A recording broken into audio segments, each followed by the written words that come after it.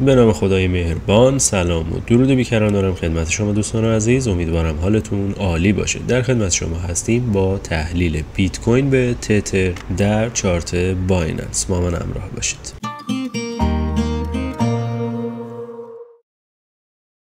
یادآوری از جلسات گذشته، بیت کوین در حال شروع موج 5 ساختار بزرگتر خودش هست. موج 4 با ساختار ABC در این نقطه به پایان رسید که شواهدش رو بررسی کردیم و بعد از صعود اخیر بیت کوین گفتیم که این صعود قدرت لازم برای ادامه روند و دیدن تارگت های بالاتر رو نداره و باید به نواحی که مشخص کردیم به داخل این باکس حرکت کنه و در حرکت آخرش به ناحیه کف این کانال که مشخص کرده بودیم، گفتیم منطبق با این FVG هم هست. گفتیم که در صورت رسیدن به این ناحیه باید بتونیم به سرعت به سمت بالا حرکت کنیم و نباید مدت زمان زیادی رو در این ناحیه سپری کنیم که این اتفاق هم افتاد و به سمت بالا پرتاب شدیم. در اینجا یک پوزیشن بلند مدت برای بیت کوین وارد شدیم و استاپ لاس خودمون رو در پایین این ناحیه دقیقاً روی این کف قرار دادیم و با ریسک 25%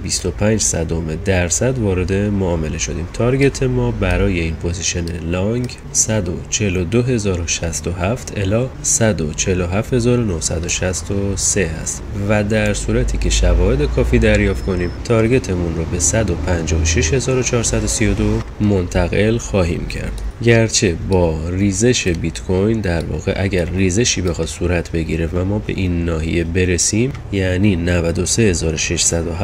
در صورتی که یک برگشت خیلی قوی و پرسرعت مثل این حالتی که اینجا پیش اومده شاهدش نباشیم و نبینیم، این پوزیشن لانگ برای بیت کوین به خطر میفته و در صورتی که به این کف برسیم، به این ناحیه برسیم، خب حد ضرر ما فعال میشه و کلا سناریوی بیت کوین ریزشی میشه و ریزش خیلی شدید و عمیق برای بیت کوین رو داریم در صورتی که بخوایم این کف رو به سمت پایین شکست ایجاد کنیم و حتی این کف پایین هم برای ما نقطه بحرانی محسوب میشه.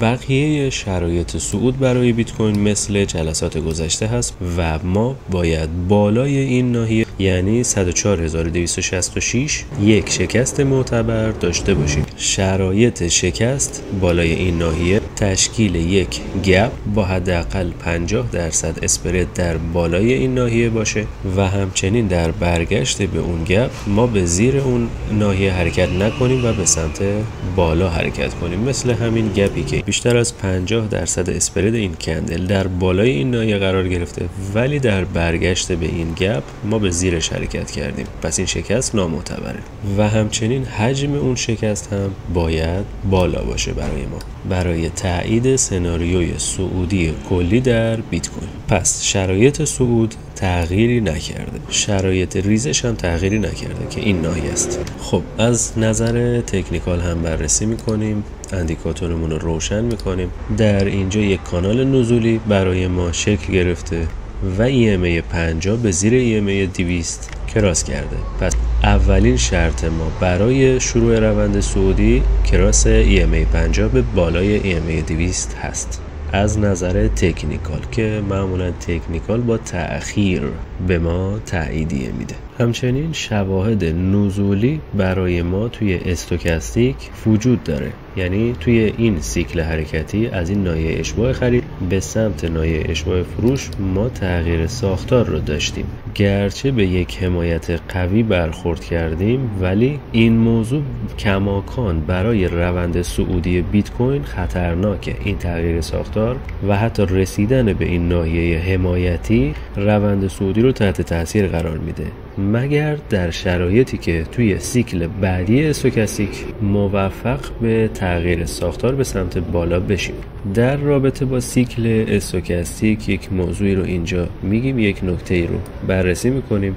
ببینید سیکل استوکاستیک زمانیه، حالا چه سیکل صعودی چه سیکل نزولی، زمانیه که هر دو تا خط K% و D% اول باید به خارج از محدوده حرکت کنن و بعد از اون هر دو تاشون به داخل ناحیه حرکت کنن. یعنی شروع سیکل صعودی ما در اینجا قرار داره. حالا پایان سیکلمون هم در اینجاست، چون 2 تا خط K% و D% خارج از ناحیه شدن و بعد کراس کردن به داخل ناحیه، یعنی این حرکت یه سیکل محسوب میشه تا اینجا. حالا سیکل نزولی در اینجا بریم بررسی کنیم که چطوریه، چون که یه سری اتفاقات در داخل ناحیه افتاده. اتفاقاتی که در داخل ناحیه میفته خیلی برای ما مهم نیستن. ما توی استوکاستیک میتونیم بین این نواحی حرکت کنیم، ولی سیکل ما کی تموم میشه؟ وقتی که هر 2 تا خط K% و D% به زیر ناحیه بیان، که اینجا اتفاق نیفتاده، یعنی سیکل نزولی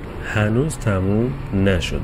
و نکته خیلی مهم در رابطه با استوکاستیک اینه که اگر تو این وضعیت ما دوباره به سمت بالا حرکت کنیم، به سمت خارج از ناحیه، یعنی به سمت اشباع حرکت کنیم، استارت این سیکل در واقع اینجا بوده و پایان سیکل اینجا نبوده. این خیلی برای ما مهمه. یعنی اگر ما توی این حرکت قیمتی به سمت بالا بتونیم استوکاستیک رو بالای 80 ببینیم، هم خط K% و هم خط D%، بالای 80 ببینیم، این جزئی از سیکلی بوده که از اینجا شروع شده، در واقع از اینجا، از این حرکت قیمتی. و خیلی برای ما مهمه اگر تغییر ساختار در اینجا برای ما ایجاد کنه، اون موقع یک تأییدیه بر روند صعودیه.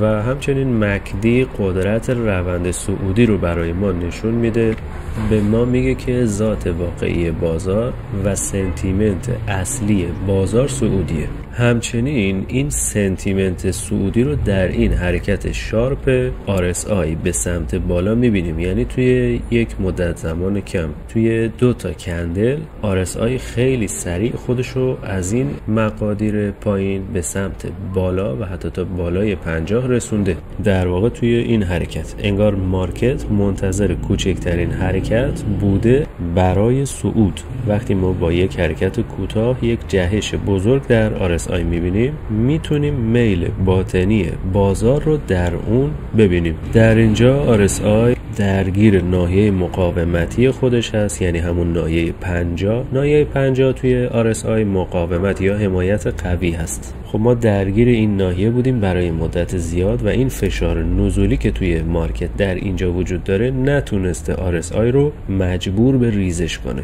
و حتی مکدی رو. پس RSI و مکدی قدرت روند صعودی رو کماکان برای ما تایید میکنن. استوکاستیک هم که سیکلش اینجا تموم نشده. پس به طور کلی از نظر تکنیکال اگر ما در اینجا تغییر ساختار ببینیم، یک تاییدیه برای روند صعودی کلی برای بیت کوین هست. جمع‌بندی کلی شرایط صعودی و نزولی برای بیت کوین به این صورته که اگر ما زیر این ناحیه بتونیم با قدرت و حجم زیاد به سمت پایین حرکت کنیم، سناریو ریزشی برای بیت کوین در نظر میگیریم، ولی کماکان با شواهد موجود روی بیت کوین لانگ هستیم. هنوز تاییدیه کامل لانگ رو نگرفتیم. بعد از تغییر ساختار به سمت بالا و در نهایت، یعنی تاییدیه نهایی اینه که با شرایطی که گفتیم بالای این ناحیه، یعنی 104266 شکست معتبر با شرایطی که گفتیم داشته باشیم. در اون صورت میتونیم امیدوار به تارگت های بالاتر برای بیت کوین باشیم. موفق و پیروز باشید.